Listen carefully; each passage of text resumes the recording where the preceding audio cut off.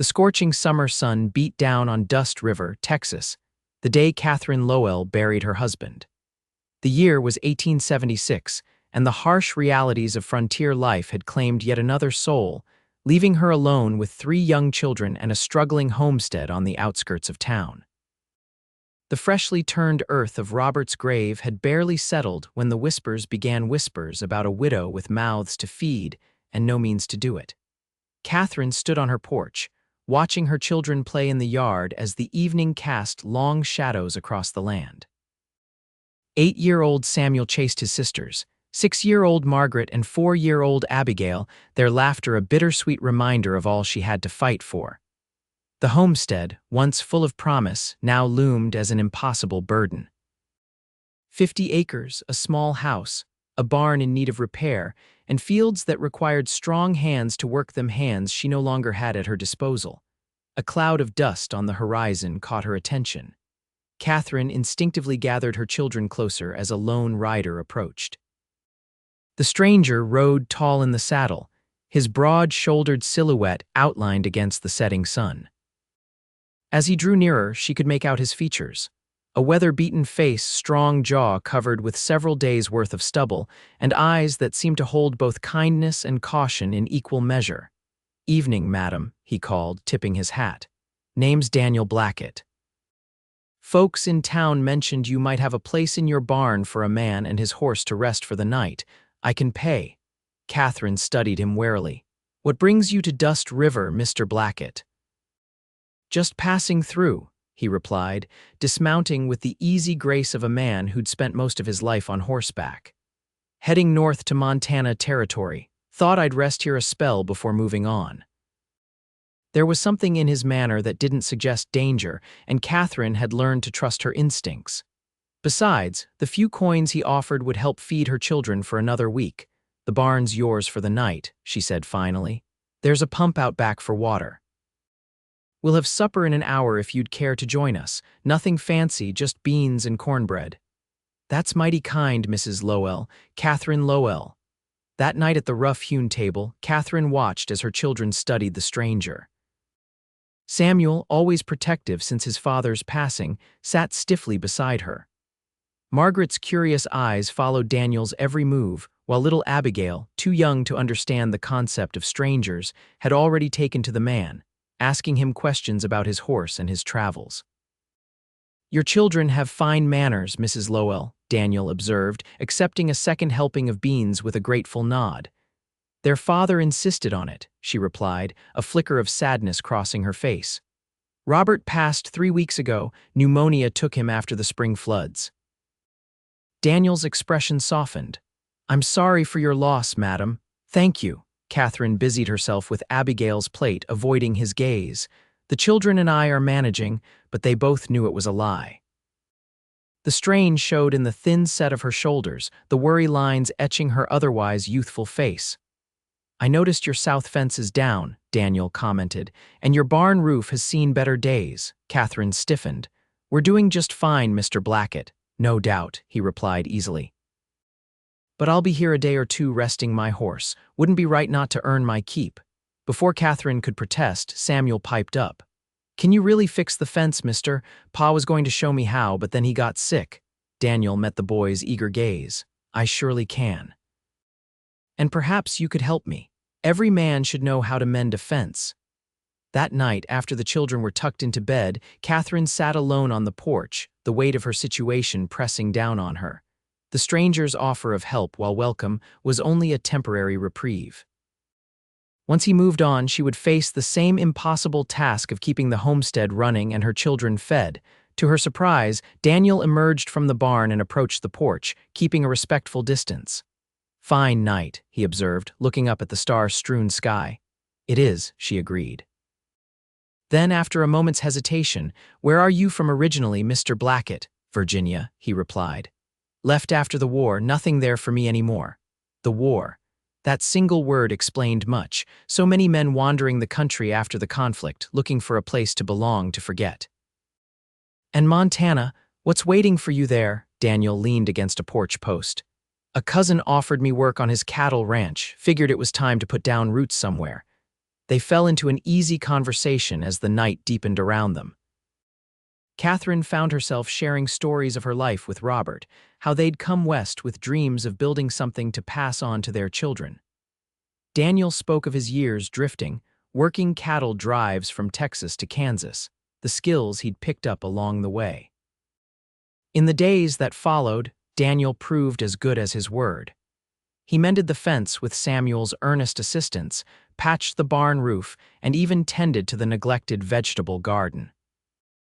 Katherine watched him with her children, patient and kind, showing Samuel how to use tools properly, listening to Margaret's endless questions, and letting Abigail follow him around like a faithful puppy. On the third day, as they sat on the porch after the children had gone to bed, Katherine finally asked the question that had been on her mind. "Why are you really still here, Mr. Blackett?" Daniel looked at her, his expression unreadable in the fading light. "Reckon your place needed more work than I thought. And your cousin in Montana, he'll wait." Daniel shifted in his seat. "Mrs. Lowell, Katherine, I've seen how hard you're trying, but this land needs more than one pair of hands to work it properly." Katherine's back stiffened. "I'm aware of my limitations, Mr. Blackett, but we'll manage. I don't doubt your determination, but winter will be here before you know it. The crops need tending and there's wood to be cut. Are you suggesting I sell the homestead?" Her voice turned cold. "This land is my children's inheritance. I won't give up what Robert and I built." "That's not what I'm suggesting at all," Daniel replied quietly. "I'm offering to stay, to help." Katherine stared at him, shocked by the unexpected proposal. "You don't even know us." "I know enough," he said simply. "I know those children deserve a chance, and you deserve some help. I'm not asking for anything in return except a place to stay and meals. I've been drifting too long, and I'm tired of it." "People will talk," Katherine warned. Daniel shrugged. "Let them. I can sleep in the barn until they find something else to gossip about." As summer turned to fall, Daniel became an indispensable part of the homestead. Under his care, the crops flourished and the animals thrived. He taught Samuel how to ride properly and how to help with the chores that would have fallen to his father. He fixed the leaking roof before the first autumn rains and stocked the woodpile high in preparation for winter. The children adored him. Even Samuel, initially wary of this stranger taking his father's place in their daily lives, had come to look up to Daniel, following him around the property and soaking up his knowledge like parched soil in a rainstorm. Katherine found herself watching Daniel when he wasn't looking the way the sun bronzed his skin as he worked shirtless in the fields. How his hands, strong enough to break a wild horse, could be so gentle when bandaging Margaret's scraped knee or lifting Abigail onto his shoulders for a better view of a hawk's nest. One crisp October evening, Katherine stood at the kitchen window, observing Daniel chopping wood in the yard.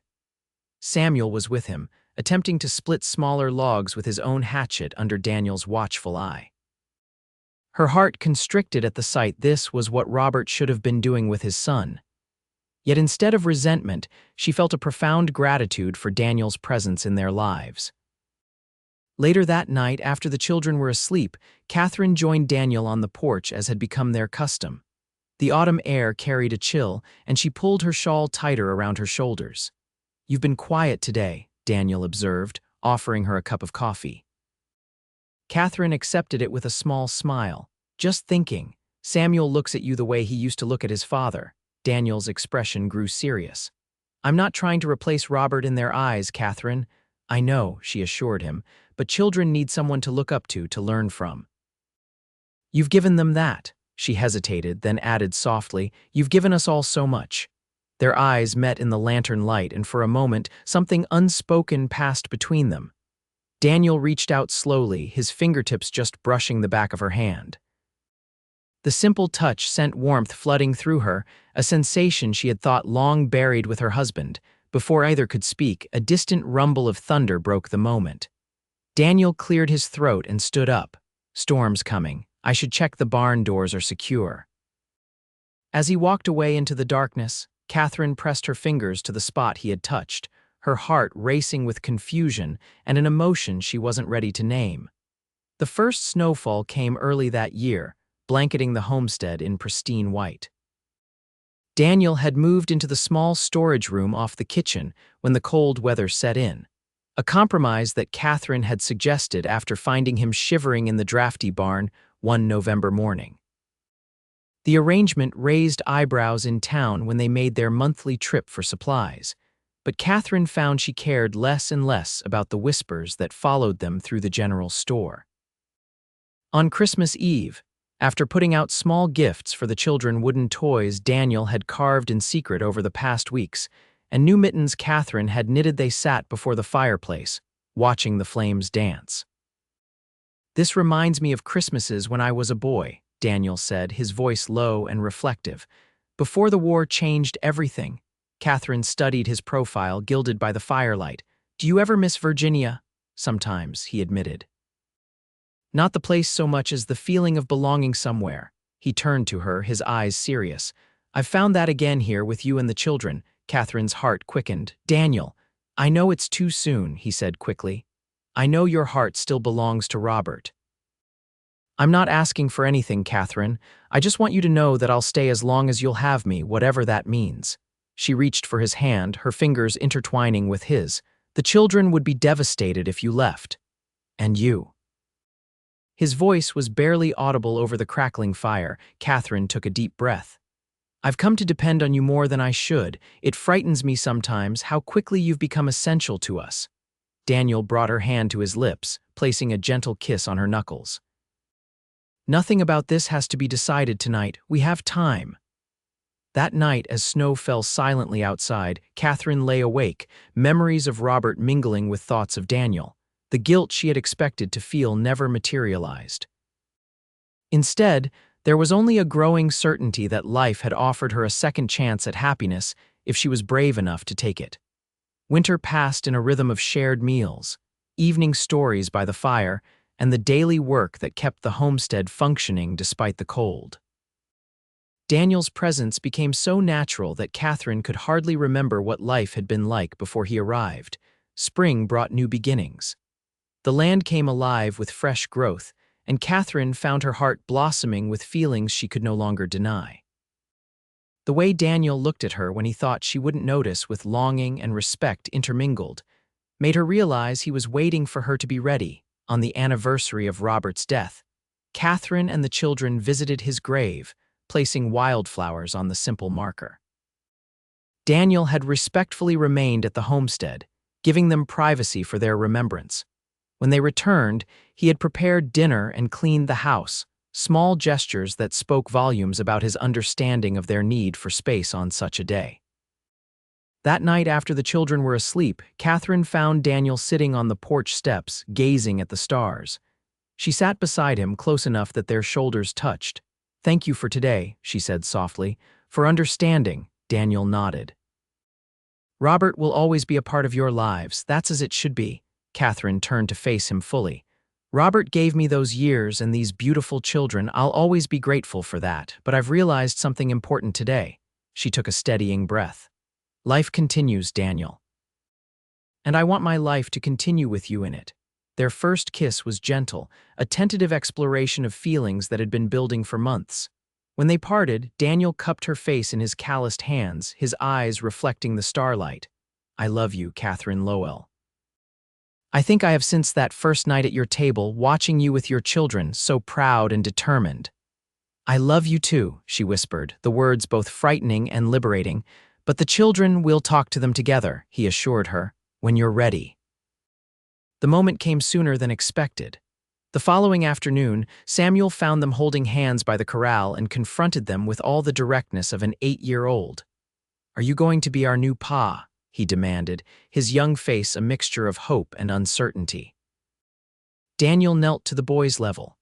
"That's something your mother and I were planning to discuss with all of you, but I want you to know that I care deeply for your mother, and for you, Margaret and Abigail."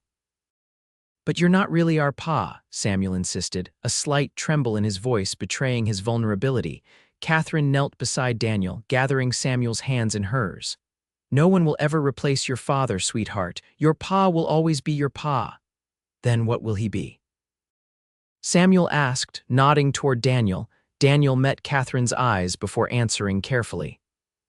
I would be honored to be a part of your family, to help your mother take care of you and your sisters, to teach you the things a man should know, but only if that's something all of you want." Later that evening, they gathered all three children in the sitting room. Margaret, with her practical nature, had questions about whether Daniel would sleep in their mother's room now, causing Katherine to blush. Abigail simply climbed into Daniel's lap and asked if she could call him Papa Dan, solving the dilemma of what title he would hold with innocent simplicity. Samuel remained quiet until the end of the discussion. Finally, he looked up at Daniel with eyes so like his father's. "Will you teach me to shoot a real gun? Pa said I could learn when I was 10, Daniel smiled. "If that's what your father promised, then we'll honor that. 2 more years and I'll teach you properly, just as he would have." That night, as they prepared for bed still in separate rooms as Katherine wasn't ready for that final step, Daniel pulled her close in the shadowy hallway. "They're remarkable children," he murmured against her hair. "They've had to be strong," she replied. "But they deserve a chance to just be children too." "We'll give them that," he promised. 2 weeks later, trouble arrived in the form of Katherine's brother-in-law, Edgar Lowell. He rode up to the homestead unannounced, his expression souring at the sight of Daniel repairing the chicken coop with Samuel's help. "Katherine," he called sharply as he dismounted, "I need a word with you, alone." Katherine emerged from the house, wiping her hands on her apron. "Edgar." "This is unexpected." "Apparently there are many unexpected things happening here," he replied coldly, glancing toward Daniel. "The talk in town reached all the way to my ranch. I had to come see for myself if my brother's widow had truly taken up with some drifter." Daniel straightened, setting down his tools. "Mr. Lowell, I presume I'm Daniel Blackett." Edgar ignored the introduction. "Katherine, send the children inside. We need to discuss family matters." Katherine's chin lifted. "The children are fine where they are. Say what you came to say, Edgar." Edgar's face reddened. "Very well. I'm here about the children. Robert would be turning in his grave knowing his son and daughters are being raised by a stranger who's sharing their mother's bed." "That's enough," Daniel said quietly, stepping forward. "You will speak to Katherine with respect." "And who are you to dictate how I speak to my brother's widow?" Edgar sneered. "Some cowhand who saw an opportunity to claim a ready-made family and land." Katherine moved between the two men. "Daniel has been nothing but honorable, Edgar. He's helped us survive this past year when you showed no interest in our welfare." "I offered to buy this place after Robert died," Edgar countered. "You refused. Now I find you've given some drifter free rein over my brother's property, over his children." Samuel had been listening intently, his young face hardening at his uncle's words. He moved closer to Daniel, a silent statement of allegiance that wasn't lost on any of the adults. Edgar noticed, and his expression grew calculating. "Katherine, think of the children. What future can this man offer them? I have a proper home, means to educate them. They're Lowells, they belong with family." "We are with family," Samuel declared suddenly. "Daniel's our family now." Edgar's face darkened. "Boy, you don't understand what you're saying. This man is nothing to you." "They ain't mine by blood," Daniel said, his voice quiet but firm as he placed a protective hand on Samuel's shoulder. "But they're in my heart all the same." Katherine moved to stand beside Daniel and her son, her eyes flashing with determination as she faced her brother-in-law. "They don't need it to be yours, Edgar. Love makes a family, not just blood. Daniel has shown more care for my children in 1 year than you have their entire lives." Edgar's hand moved to his gun belt. "I won't let some saddled tramp steal my brother's legacy." Daniel stepped in front of Katherine and Samuel. "Think carefully about your next move, Lowell. There are children watching." For a tense moment, the homestead was silent except for the distant cry of a hawk overhead. Then Edgar's hand fell away from his weapon. "This isn't over," he growled. "I'll be back with the sheriff. We'll see what the law has to say about a widow living in sin with a stranger, raising impressionable children." After Edgar stormed off, Katherine gathered her children close, reassuring them while Daniel secured the property, uncertain of Edgar's next move. That night, after the children were finally asleep, Katherine and Daniel sat at the kitchen table, voices low as they discussed their limited options. "He has no legal claim to the children," Katherine insisted.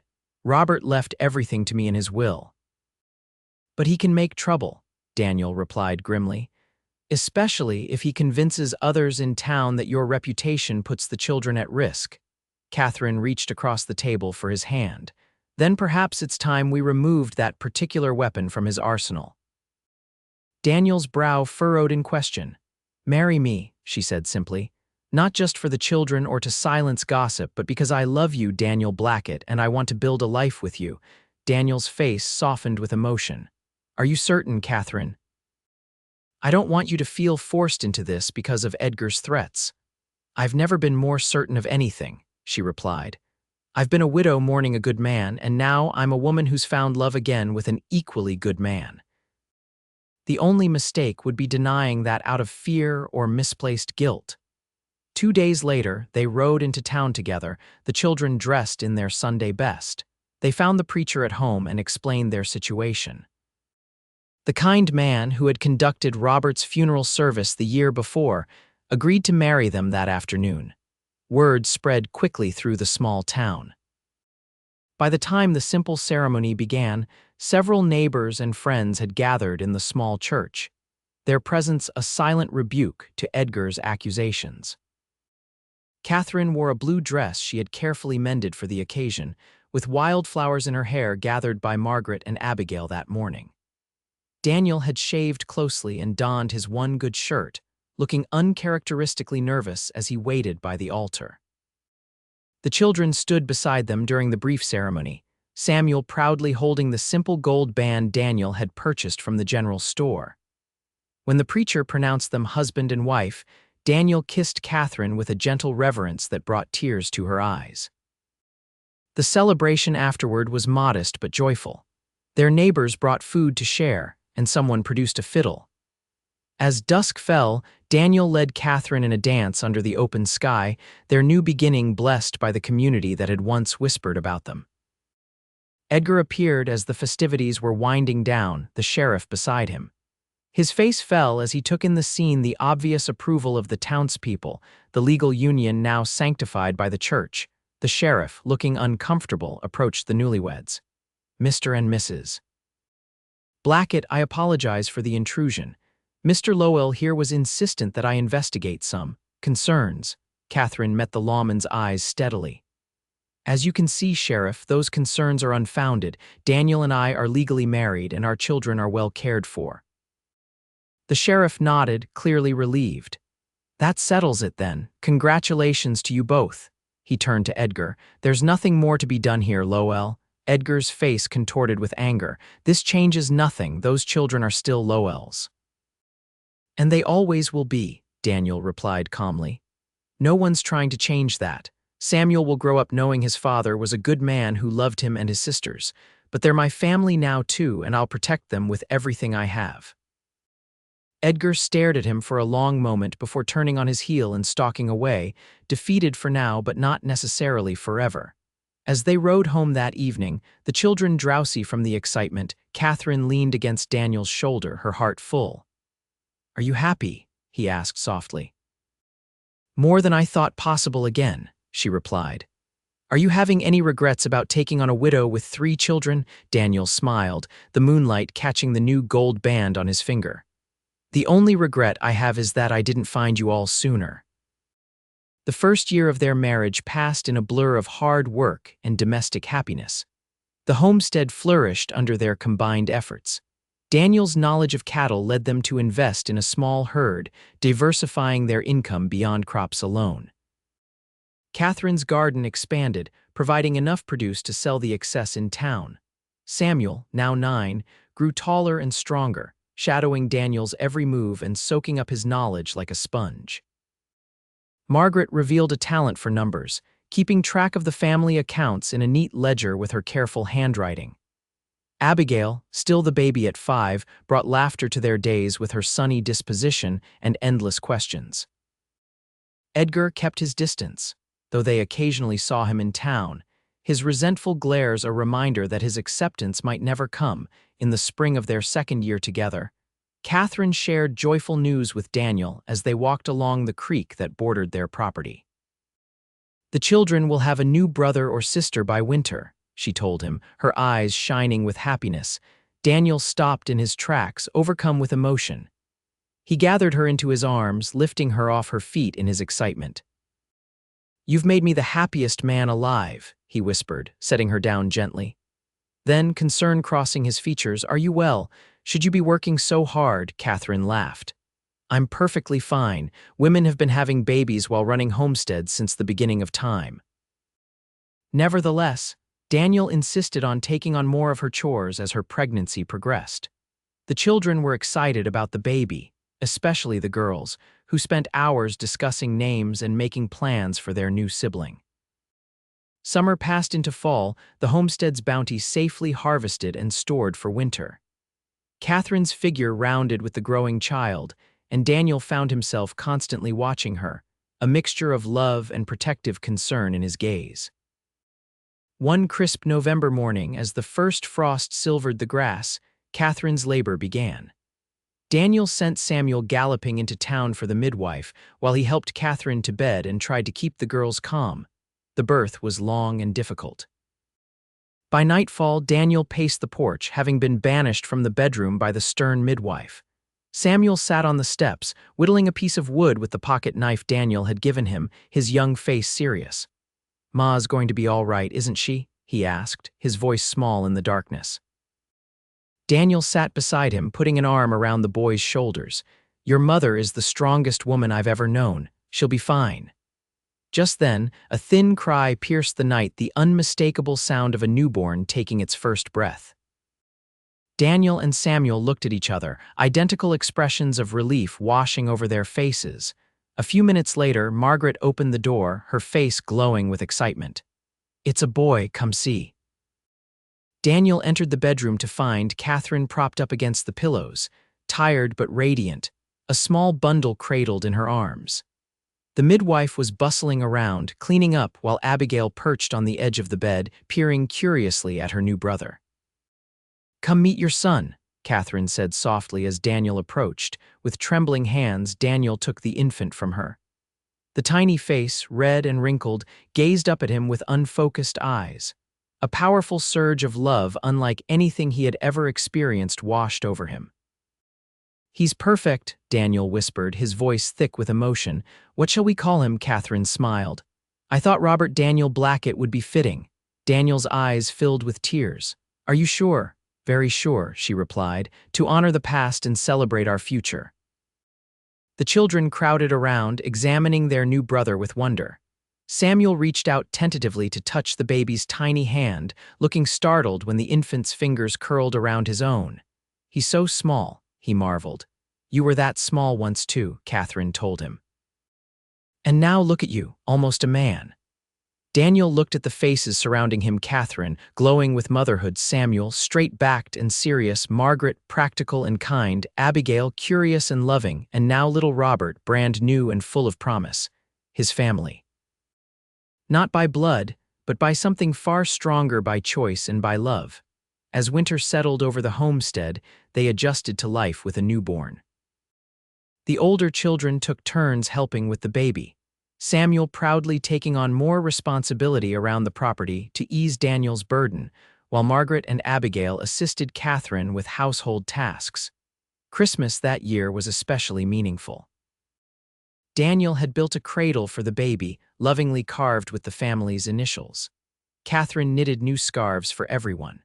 The children presented them with homemade gifts, a whittled horse from Samuel, a poem carefully written by Margaret, and a colorful drawing from Abigail.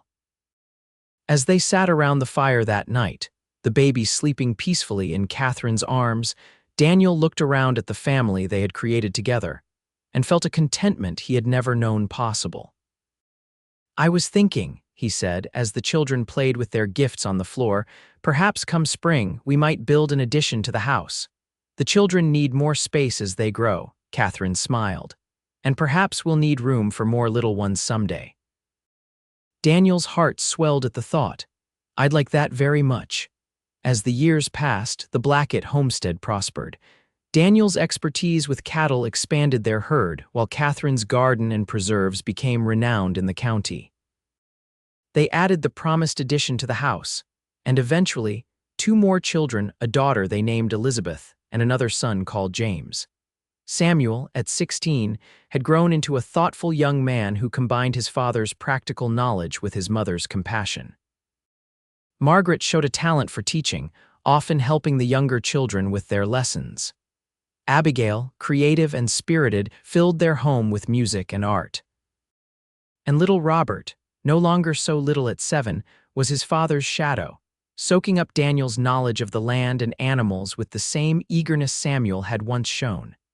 Edgar Lowell made peace with them eventually, after a severe illness left him reflecting on his priorities.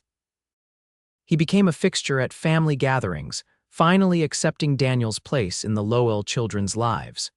One summer evening, as they sat on the expanded porch watching their children play in the yard, Katherine leaned against Daniel's shoulder. "Do you ever think about that day you rode up looking for a place to rest for the night?" she asked. Daniel smiled, taking her hand in his. "Every day, I thank God for whatever guided me to this place, to you and the children." "We were so broken then," Katherine mused. "You put us back together." "No," Daniel corrected gently. "We put each other back together. You gave me a home when I'd forgotten what that meant." In the yard, Samuel was teaching young James how to throw a lasso, while Margaret read a book under the old oak tree, Elizabeth and Abigail weaving flowers into crowns beside her. Little Robert ran between them all, the hub around which the wheel of their family turned. "They're all yours, you know," Katherine said softly, "blood or not." Daniel tightened his arm around her shoulders. "I know, and I'm theirs for as long as I live." As the sun set over their land, painting the sky in breathtaking hues of gold and crimson, Daniel Blackett looked at the family he had found by chance and kept by choice. The drifting cowboy had found his home, not in a place, but in the hearts of a widow and her children who had needed him as much as he needed them. And in that moment, watching his wife and their children bathed in the day's last light, Daniel knew with absolute certainty that no man had ever been more blessed. The journey that had begun with a desperate widow and a lonely cowboy had transformed into something beautiful, and enduring a love story written not in blood, but in the daily acts of care and commitment that built a family bond stronger than any hardship life could bring.